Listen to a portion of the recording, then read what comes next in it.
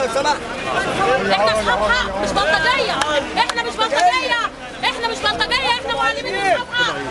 الشركات يصورهم عشان يضربوا فينا، احنا في صوت، احنا بقالنا سنتين بنقبض المرتب ده وماشيين على كده ولصمنا حياتنا على كده وجايبين قروض وفلوسنا متحوله على البنوك، ناس هتتحبس وناس هتطرد من بيوتها بالايجار وناس مش هتلاقي تاكل وعيالها في الشهر.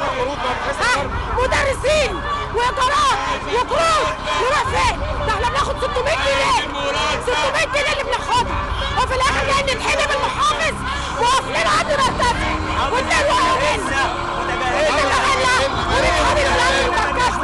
نعمل ايه؟ نطلب ولا نعمل ايه؟ ما في جوز الصنايعي بشتغل يوم 10 لا اعمل ايه؟ اكل عيالي منين؟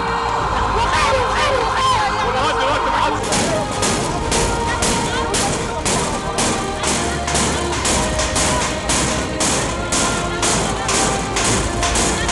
الدكتور مرسي على عيننا وعلى راسنا، احنا اللي حراميه واحنا اللي نصابين واحنا اللي مش كويسين.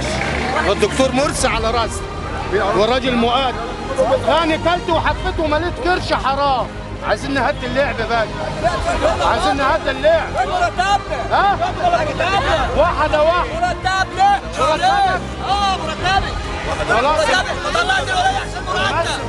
مسرك يا عم اسكت ايه؟ مسرك هبقى يا اخوي ما انا هسرق اهو. طب انت مالك بتسالني ليه؟ مش مع حد. انت ما تسالنيش برضه. انا اتكلم زي ما انا عايز وسيبني. لا انت مش فرحان.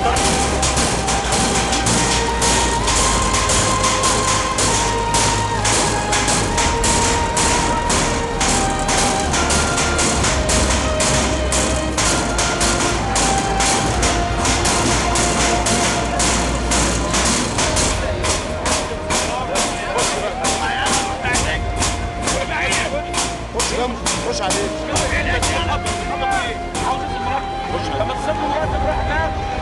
يا اساتذه يا اساتذه. ايه المشكله؟ نتكلم على اساس ان الاستاذ المحافظ لو صرف المرتب ايه المشكله؟ انحلت وانتهت. حافظ ما بيعرفش. فاهمني؟ احنا كلنا مع الشرطه. انا بقول لك انا واحد من الناس انا معاهم. انا مع الشرطه. تمام؟ وبعدين الشرطه ذنبه ايه؟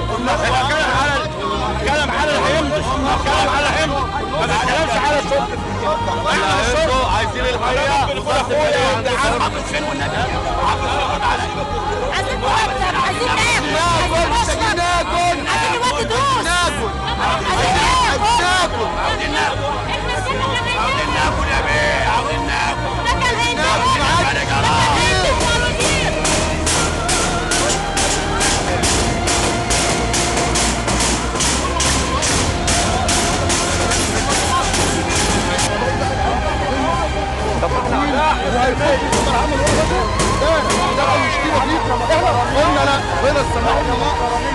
انا المفروض وزير الماليه يصدر قرار بصرف المرتبات.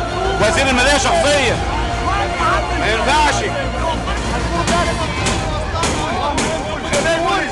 دلوقتي كفر المفصل الغلاء ده كله يتخصم مننا مقل مساعد 125. يعني اذا انا المفروض بناء على قرار السيد وزير الماليه اقبض 300 جنيه. هي ديت العداله الاجتماعيه اللي وعدنا بيها الدكتور مرسي. هي دي العداله الماليه يا دكتور مرسي. يا اللي قاعد في فندق طابه بفلوسنا وبفلوس الشعب وبتجوز ابنك وبتناسب رئيس الوزراء بتاعك. هي دي الحريه، هي دي العداله الاجتماعيه. خايف يطبق